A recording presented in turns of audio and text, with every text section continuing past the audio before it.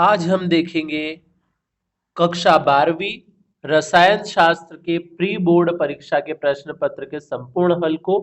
तो इसमें आज हम संपूर्ण हल देखने वाले हैं इस पूरे पेपर का। तो अगर आपने अभी तक चैनल को सब्सक्राइब नहीं किया है तो सब्सक्राइब कर ले और बेल आइकन को प्रेस कर दे और अधिक से अधिक अपने दोस्तों में वीडियो को शेयर करें।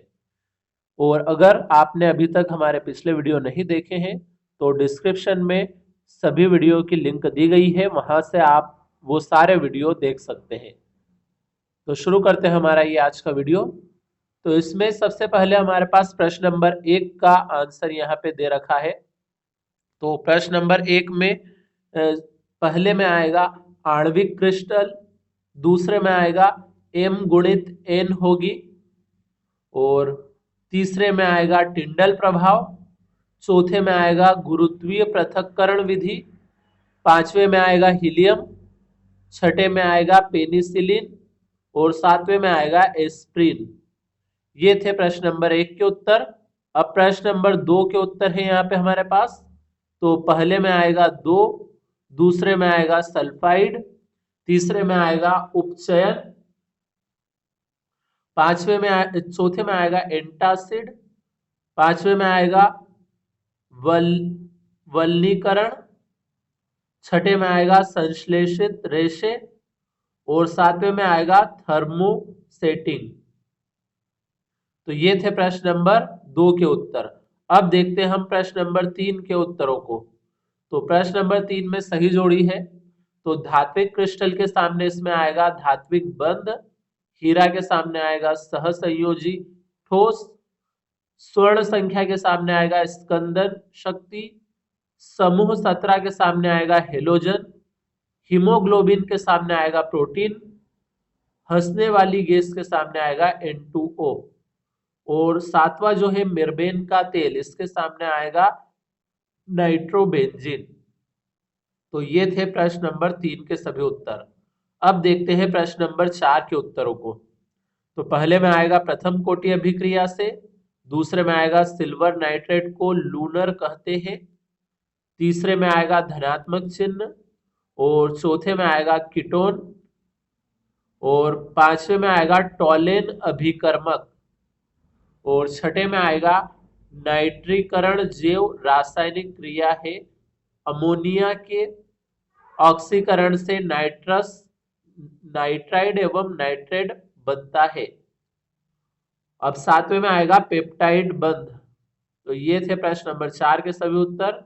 अब प्रश्न नंबर 5 का उत्तर यहाँ पे हमें दिया गया है।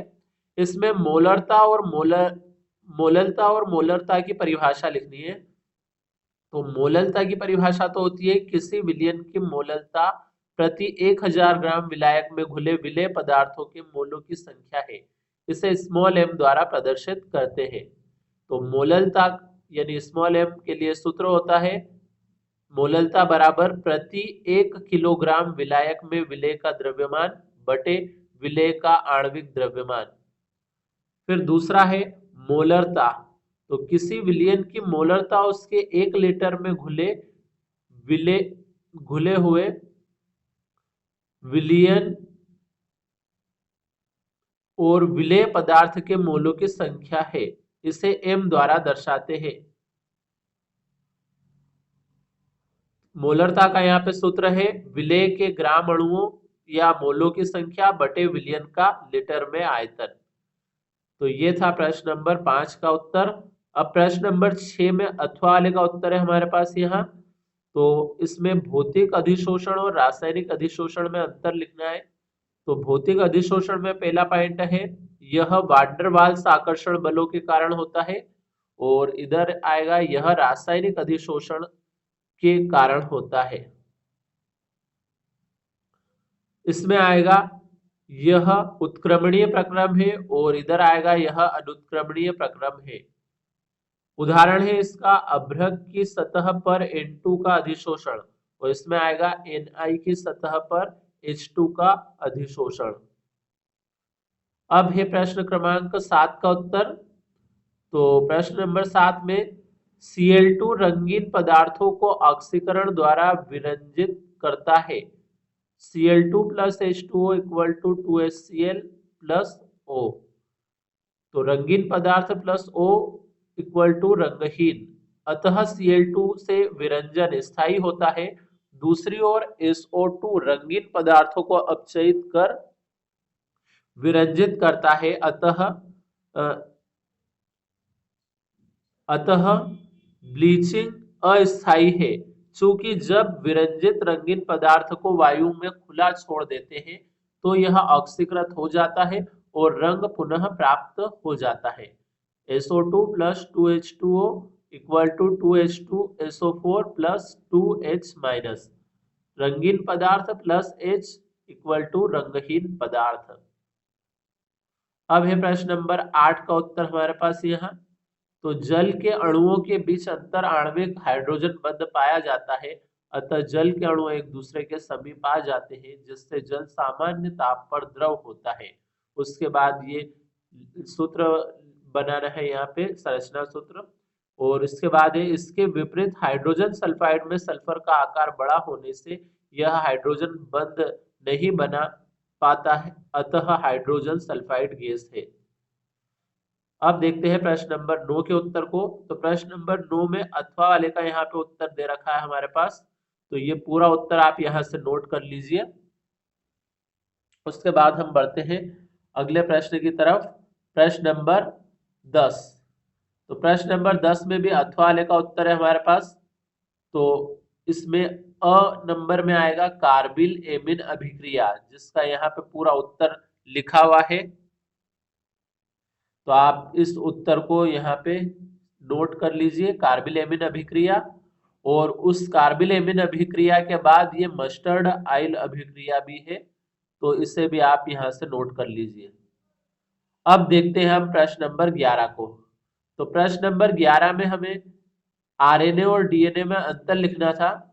तो आरएनए में पहला पॉइंट आएगा, यह कुछ वायरलों में जेनेटिक पदार्थ होता है और यह सामान्य जेनेटिक पदार्थ है।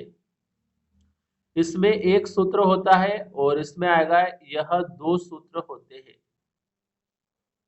तो ये था प्रश्न नंबर 11 का उत्तर। अब देखते हैं प्रश्न नंबर 12 के उत्तर को।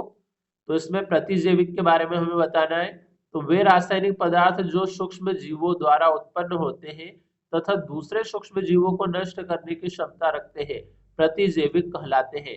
इसका एग्जाम्पल है पेनिसिलिन। और फिर सल्फा औषधि के बारे में भी हमें बताना है। तो ये एंटीबायोटिक के समान क्रियाशील किंतु प्रयोगशाला में संश्लेषित की जाती है। अब ये प्रश्न नंबर 13 का आंसर यहाँ पे हमारे पास। तो प्रश्न नंबर 13 में धनात्मक विचलन और ऋणात्मक विचलन में अंतर लिखना है। तो पहला पॉइंट है, इस प्रकार के विचलन का कुल वाष्प दाब राउल्ट के आपेक्षिक वाष्प दाब से अधिक होता है। और इधर आएगा, इस प्रकार के विलयन का कुल वाष्प दाब राउल्ट के आपेक्षिक वाष्प दाब से कम होता है।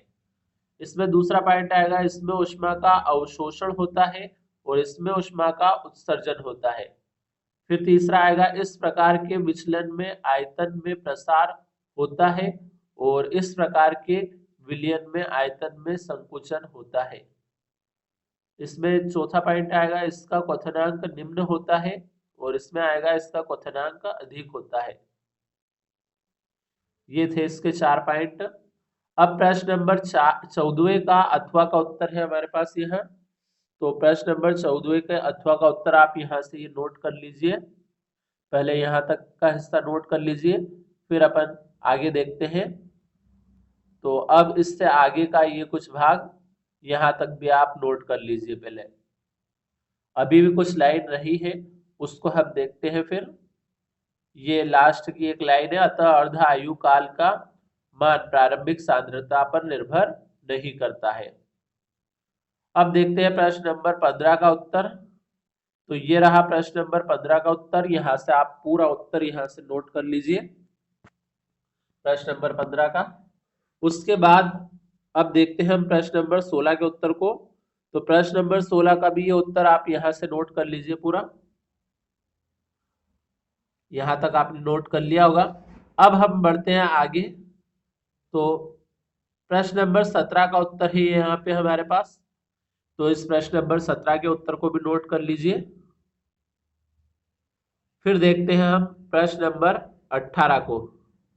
तो प्रश्न नंबर 18 में हमें विशिष्ट चालकता और आणविक चालकता के बारे में बताना है। तो विशिष्ट चालकता में तो आएगा जब प्रत्येक इलेक्ट्रोड का क्षेत्रफल 1 सेंटीमीटर स्क्वायर तथा इलेक्ट्रोड के बीच की दूरी 1 सेंटीमीटर हो तो सेल में भरे विद्युत अपघट्य के विलयन का चालकत्व या चालकता विशिष्ट चालकता कहलाती है। इसकी इकाई ओहम इनवर्स मीटर इनवर्स है। और आणविक चालकता इसमें आएगा किसी विद्युत अपघट्य विलयन की अधिक चालकता उन समस्त आयनों की चालकता है जो 1 ग्राम विद्युत अपघट्य को VmL में विलय करने से उत्पन्न होती है। इसकी इकाई Sm² मोल इनवर्स है। अगला है इसी में तुल्यांकी चालकता।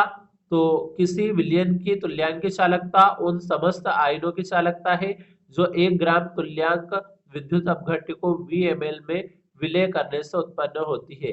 इसकी इकाई सेंटीमीटर प्रति ओहम तुल्यांक है। अब अगला जो है प्रश्न नंबर 19 का उत्तर हमारे पास। इसमें लेंथेनाइड और एक्टिनाइड के में अंतर बताना है। तो संकुल बनाने की प्रवृत्ति कम संकुल होती है और इधर आएगा संकुल बनाने की प्रवृत्ति अधिक नहीं होती है। इसमें आएगा लेंथेनाइड के यौगिक कम क्षारीय होते हैं। इसमें आएगा एक्टिनाइड के यौगिक अधिक क्षारीय होते हैं। इसमें आएगा लेंथेनाइड ऑक्सी आयन नहीं बनाते और एक्टिनाइड ऑक्सी आयन होता है। चौथा आएगा अंतिम इलेक्ट्रॉन 4f कक्षक में प्रवेश करता है और इसमें आएगा अंतिम इलेक्ट्रॉन 5f कक्षक में प्रवेश करता है। फिर अगला है मुख्य रूप से +3 ऑक्सीकरण अवस्था प्रदर्शित करते हैं और +3 के अलावा +4 +5 +6 +7 ऑक्सीकरण अवस्था प्रदर्शित करता है। तो ये था प्रश्न नंबर 19 का उत्तर। इसी के साथ हमारे पूरे प्रश्न पत्र के संपूर्ण हल हो चुका है ये केमिस्ट्री का। तो अगर आपने चैनल को सब्सक्राइब नहीं किया है तो सब्सक्राइब कर ले ताकि आने वाले अगले वीडियो का नोटिफिकेशन आपको मिल सके।